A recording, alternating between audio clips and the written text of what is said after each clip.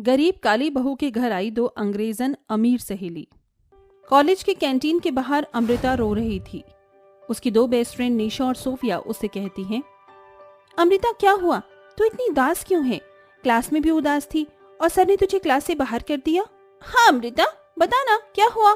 Why are you so sad? वो माँ बाबूजी ने मुझे कॉलेज की पढ़ाई बीच में ही छोड़ने को कह दिया है।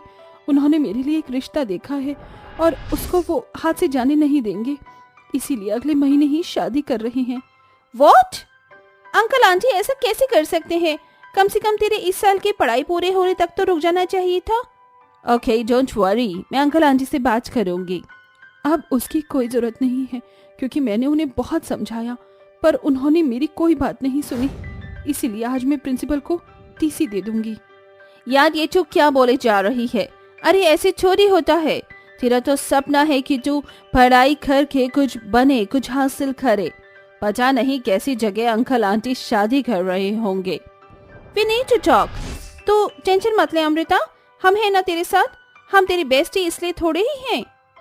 मैं समझती हूँ तुम लोग मेरी बहुत फिक्र करते हो, पर मैं क्या करूँ, ये फाइनल डिसीजन है, अब कुछ नहीं हो सकता। अमृता की आंखों में आंसू देखकर उसकी दोनों सहेली उसे गले से लगा लेती हैं।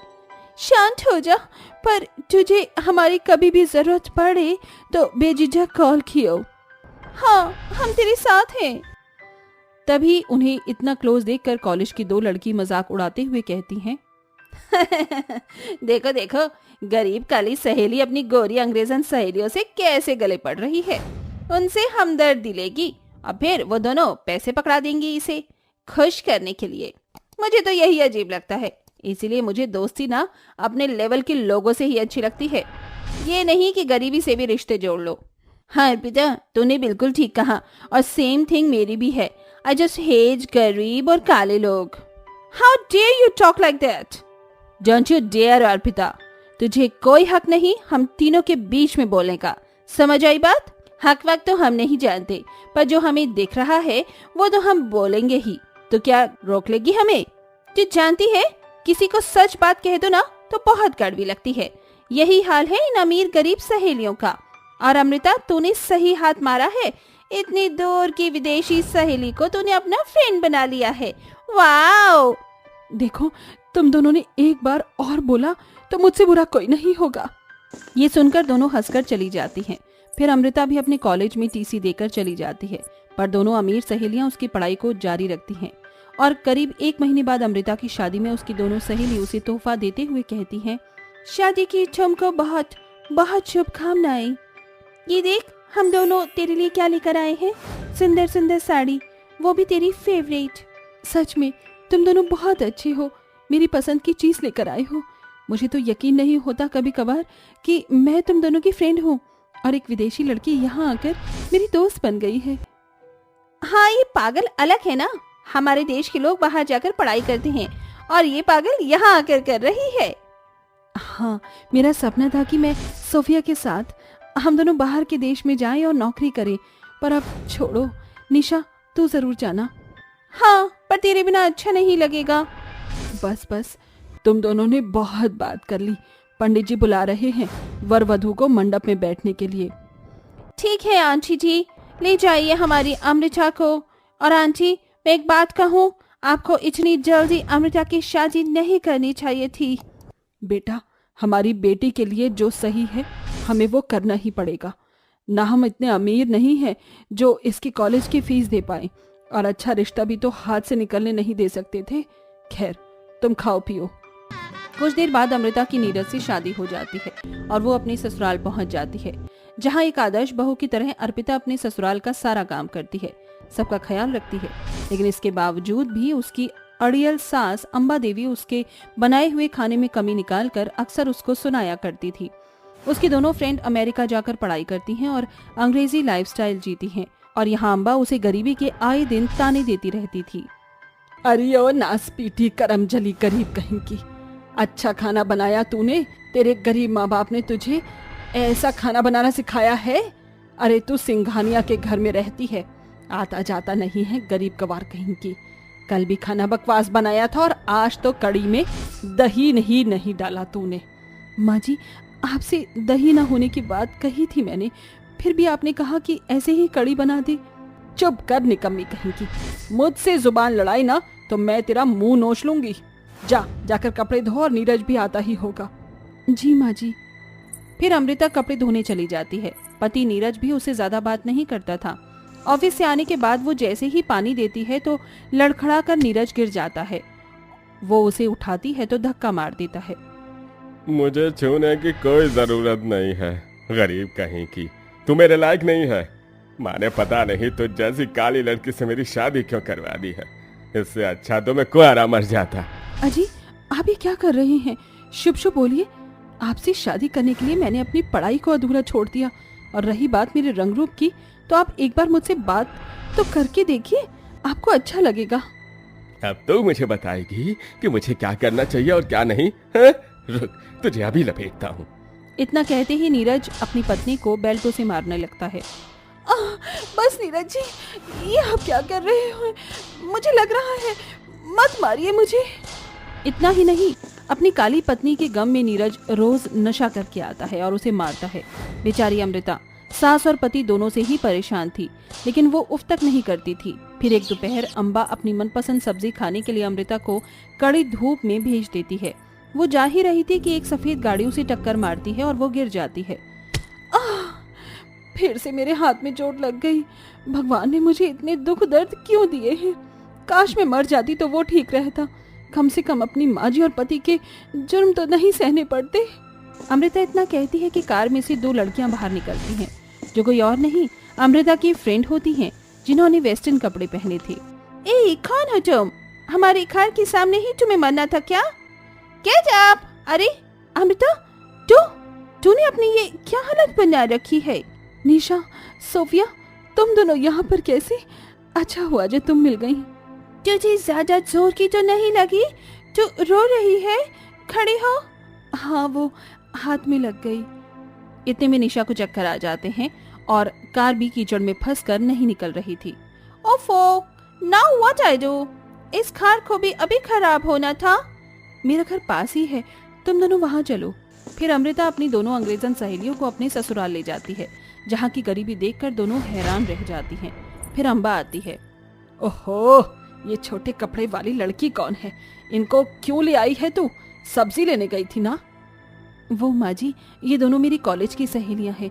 दरअसल उनकी गाड़ी खराब हो गई थी और निशा की तबीयत भी ठीक नहीं थी।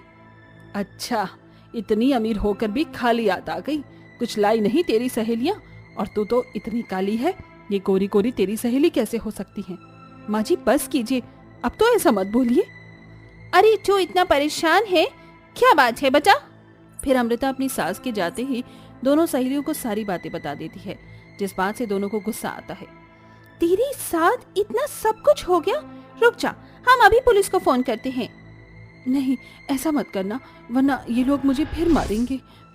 नहीं, हम तुझे इतना परेशान नहीं होने दे सकते।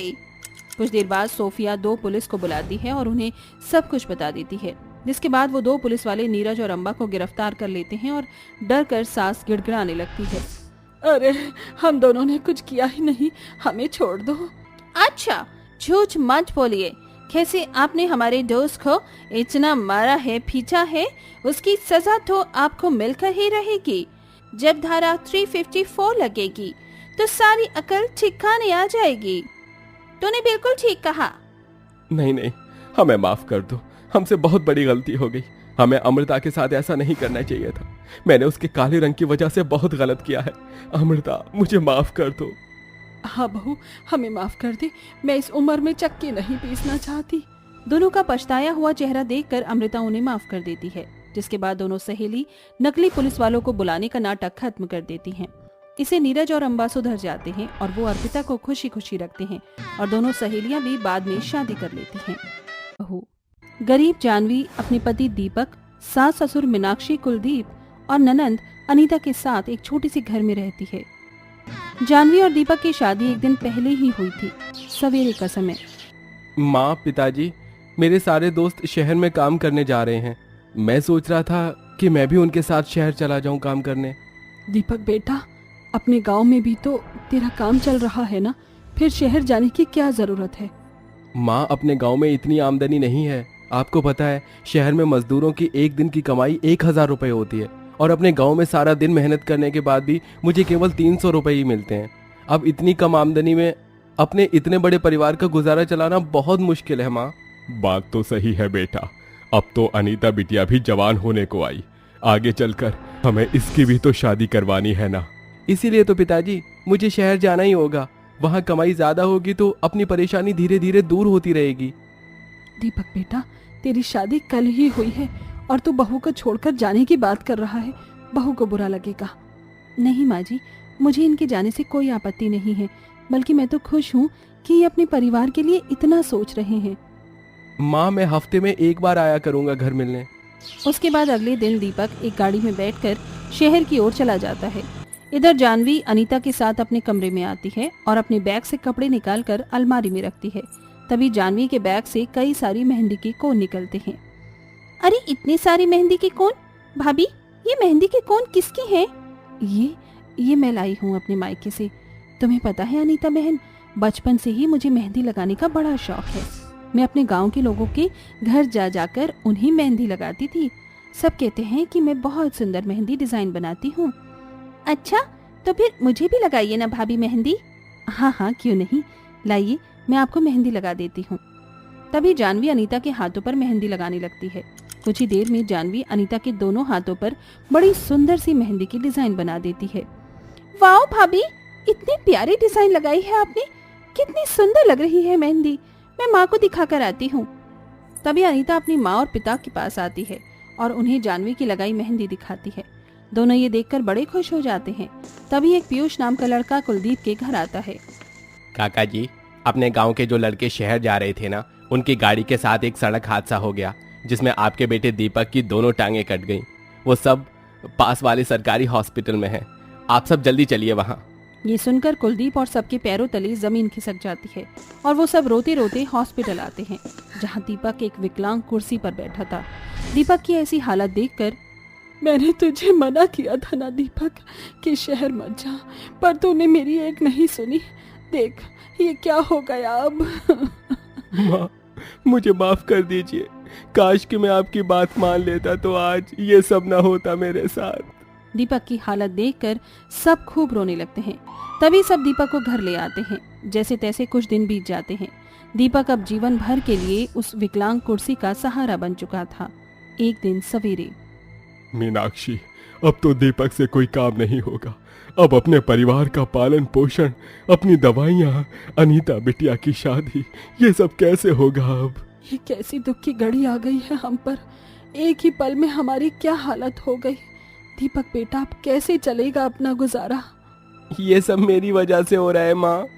तभी एक सुजाता नाम की महिला मीनाक्षी के घर आती है। मीनाक्षी बहन, अब दीपक की तबीयत कैसी है? अभी ठीक है सुजाता बहन। अच्छा, मैं ये कहने आई थी कि 2 दिन बाद मेरी बिटिया रिया की शादी है, तो आप सबको कल से ही हमारे घर आना होगा और शादी तक वहीं रुकना होगा। सुजाता बहन, अब तो हमारा आना नहीं हो पाएगा। दीपक की हालत ऐसी है, पर मैं अनीता और जानवी बहू को भेज दूंगी। हाँ, ये ठीक रहेगा। अच्छा अनीता बेटा, तेरी नज़र में अपने गांव में कोई लड़की है क्या जो अच्छी सी मेहंदी लगाती हो? मैं कब से एक मेहंदी लगाने वाली की तलाश कर रही हूँ। देखना, रिया की 2 दिन बाद शादी है और अब तक उसके हाथों में मेहंदी ही नहीं लगी। अगर कोई मेहंदी लगाने वाली होगी तो बताना बेटा। अरे काकी जी, जानवी भाभी है ना, वो रिया बहन को मेहंदी लगा देंगी। आपको पता है, जानवी भाभी बहुत अच्छी मेहंदी लगाती है। इन्हें बचपन से मेहंदी लगाने का शौक है। देखिए मेरे हाथों की मेहंदी, ये मुझे जानवी भाभी ने ही लगाई है। अरे वाह, ये तो कमाल हो गया। मेरी तो सारी चिंता ही दूर हो गई। चल जानवी बहू, अपने हाथों से जरा रिया को मेहंदी लगा दी। सुजाता अनीता और जानवी को अपने घर ले आती है। तभी जानवी रिया को अपने हाथों से मेहंदी लगाने लगती है। शाम के समय तक जानवी ने रिया के दोनों हाथों पर, दोनों पैरों पर बढ़िया सी मेहंदी डिजाइन लगा दी थी। उस खूबसूरत मेहंदी डिजाइन को देखकर वहां मौजूद हर कोई जानवी के हाथ की मेहंदी डिजाइन की खूब तारीफ करता है। अरे वाह, मीनाक्षी बहन की बहू तो बड़ी प्यारी मेहंदी लगाती है। जानवी बहू, तू गांव में घर घर जाकर लोगों को मेहंदी लगाने का काम क्यों नहीं करती? तेरी तो अच्छी कमाई होगी उसमें। हाँ भाभी, आप तो सच में बड़ी प्यारी मेहंदी लगाती हो। ऐसी प्यारी मेहंदी तो हमारे गांव में कोई भी नहीं लगाता। माँ, भाभी को उनकी मेहंदी के पैसे दीजिए। तभी सुजाता खुश होकर जानवी को 3000 रुपए देती है। वो पैसे पाकर जानवी बहुत खुश हो जाती है। थोड़े समय बाद जानवी अनीता के घर आती है। तभी अनीता सबको सारी बात बताती है। माँ देखिए, एक ही बार में भाभी को 3000 रुपए मिले हैं। भाभी, मैं तो कहती हूँ अब हमें अपने घर के बाहर आपके नाम का बोर्ड लगा देना चाहिए, जिस पर लिखा होगा कि जानवी बहन मेहंदी लगाने का काम करती है। सच में भाभी, आपकी बहुत कमाई होगी उसमें। हाँ माँ जी, कम से कम मेरे इस काम से घर में कुछ पैसे तो आएंगे। उसके बाद जानवी और उसके परिवार वाले पूरे गांव में जानवी की मेहंदी लगाने की बात फैला देते हैं और अपने घर के बाहर जानवी मेहंदी वाली नाम से एक बोर्ड लगा देते हैं। 2 दिन बाद सवेरे के समय जानवी के घर 2 गांव की महिलाएं आती हैं और वो जानवी को अपने साथ अपने घर लेकर जाती हैं, जहां जानवी उनके परिवार की महिलाओं को मेहंदी लगाती है। रात के समय तभी जानवी मेहंदी के पैसे लेकर घर आती है। माँ जी, मैं खाना बना देती हूँ। भाभी, मैंने खाना बना लिया है। अरे अनीता बहन, आपने क्यों तकलीफ की, मैं बना लेती आकर। नहीं भाभी, आप सारा दिन मेहंदी लगाने गई थी, अब थक गई होंगी ना, इसीलिए खाना मैंने ही बना लिया है। आप बैठिए, मैं खाना लेकर आती हूँ। अनीता रसोई में जाती है। जानवी, अब हमें कोई अच्छा सा लड़का देखकर अनीता की शादी करवा देनी होगी, ताकि अनीता भी अपने जीवन में खुश रह सके। हाँ दीपक, आपने सही कहा। दीपक बेटा, शादी करवाने के लिए पैसों की भी जरूरत होती है ना। माँ जी, मुझे मेहंदी से जो पैसे मिल रहे हैं, हम उसमें से थोड़े थोड़े पैसे अभी से ही जमा करके रखते हैं, ताकि वो पैसा आगे चलकर अनीता बहन की शादी में काम आ सके। तभी अनीता खाना लेकर आती है और सब खाना खाकर सो जाते हैं। इसी तरह कई दिनों तक चलता रहा। जानवी को एक दिन 2 दिन में लगातार मेहंदी लगाने की काम मिलने लगी और जानवी की धीरे धीरे करके अच्छी कमाई होने लगी। कुछ ही महीनों में जानवी उस गांव में मेहंदी वाली के नाम से मशहूर हो गई। जानवी के कमाए पैसों से जानवी के ससुराल वालों का गुजारा चलता था। एक दिन सवेरे, माँ जी, दीपक, मैं सोच रही थी कि मैं अपने घर में महिलाओं के मेकअप और बाकी जरूरी सामान बेचने का काम करती हूँ ना। अपने गांव की महिलाओं की जरूरत की चीजें कहीं भी नहीं मिलती, वो चीजें लोग लेने के लिए शहर जाते हैं। अगर मेरा ये कारोबार भी चलने लगा तो धीरे धीरे मैं महिलाओं का मेकअप करने का काम भी शुरू कर दूंगी। जानवी, ये तो बहुत अच्छा उपाय है। अपने गांव में ये चीजें बहुत चलेंगी और शहर में मेरा एक दोस्त है, वो ये चीजें हमें काफी सस्ते दाम में दिला देगा। उसके बाद जानवी कुलदीप के साथ शहर जाती है और अपने पास के जमा किए हुए पैसों से कई सारा मेकअप का सामान, जनरल शॉप का कई सारा सामान लेकर अपने घर आती है और उन्हें अपने घर में ही गांव वालों को बेचने लगती है।